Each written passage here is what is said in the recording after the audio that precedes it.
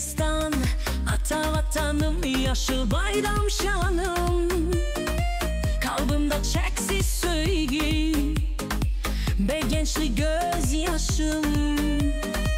Göklerde kıvanç bilen parlayar bayrağım.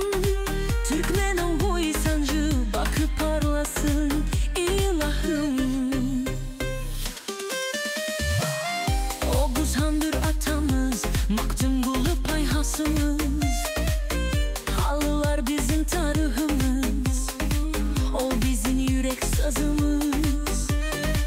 Beş velayet beş doğan, vatanımızın biniyadı.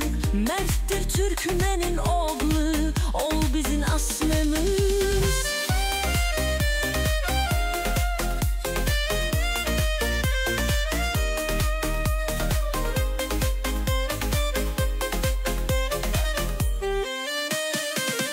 Şehri Aşkabat, Akmermer'den övşün saçıyor. Dünya para hatlık merkezi, dostluğa kollar açar. Türkmenistan kalbimizde, şanımız büyük uçar.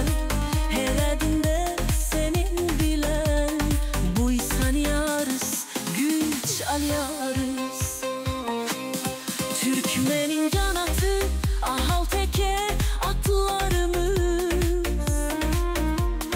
UNESCO'da küstepti, ol milli mirasımız.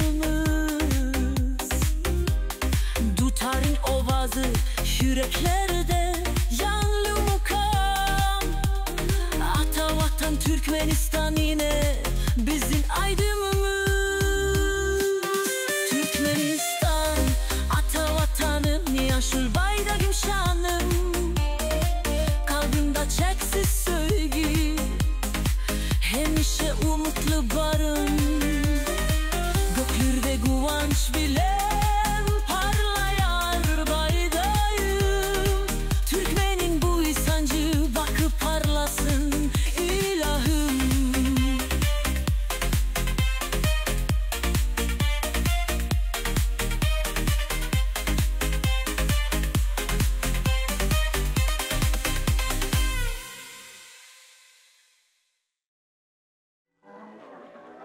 Türkmenistan, ata vatanım, yaşıl bayram şanım. Kalbimde çeksiz sevgi.